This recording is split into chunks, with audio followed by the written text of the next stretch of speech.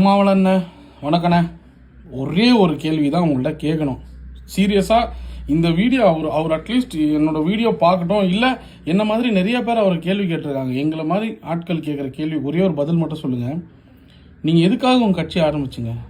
எந்த மக்களுக்காக நீங்கள் ஆரம்பிச்சிங்க? இன்றைக்கி மொத்தம் 26 தலித் எம்எல்ஏ டிவிக்கில் ஒரு சப்போர்ட் கொடுங்கன்னா வாய்ப்பு இல்லை. அதுக்கு இல்லை உங்கள் மனசில் என்ன தான் நினச்சிட்டு இருக்கீங்க? 2 சப்போர்ட் கொடுத்தா உங்களுக்கு டெப்யூட்டி சிஎம் கொடுப்பாங்களா? நொட்டு வாங்க உங்களுக்கு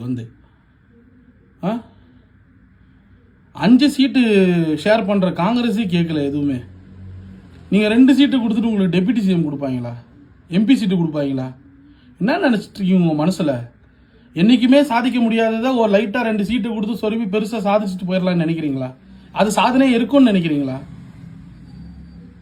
நீங்கள் காங்கிரஸ் எல்லாம் வர்றதுக்கு முன்னாடி இத்தனை தலித் எம்எல்ஏக்கள் டிவிக்கில் இருக்காங்களேன்னு தெரிஞ்சு ஃபஸ்ட்டு நீங்கள் போயிருக்கணும் அவங்க ஆதரவு கொடுக்கறதுக்கு டிவி கேக்கு. இன்னைக்கு இவ்வளோ தாமதம் பண்ணதே உங்களுக்கு பெரிய பிரச்சனை. இன்னைக்கு காங்கிரஸ் முன்னிலையில் வந்திருக்கு, மற்ற சீட்ஸ் முன்னாடி வந்திருக்கு. ஆனால் நீங்கள் என்னன்னா பேக் அடிச்சுட்டு இருக்கீங்க. இன்னைக்கு அந்த 2 சீட்டுக்காக தான் மேஜராக ப்ராப்ளம்ல இருக்கு. உங்களோட அந்த 2 சீட்டு ஷேர் ஆச்சுன்னா இந்நேரத்துக்கு 11 மணிக்கு தலைவர் பதவி ஏற்றிருப்பார். அது ஏன் தான் கவர்மெண்ட் ஃபார்ம் பண்ண விடாமல் இவ்வளோ பிரச்சனை கொடுத்துட்டு இருக்கீங்களோ உண்மையிலேயே தெரியல எனக்கு. உங்களுக்கெல்லாம் கொஞ்சமாவது மனசாட்சி இறக்கம்ன்றது இருந்துச்சுன்னா இவ்வளோலாம் பண்ணவே மாட்டீங்க. உங்களை என்ன சொல்கிறது, ஒரு லெவலில் வச்சுருந்தோம். அந்த ஒரு தலித் மக்களுக்கான ஒரு போராளின்ற ஒரு ரெஸ்பெக்ட் உங்கள் மேலே இருந்துச்சு. அது மொத்தமாக போச்சு.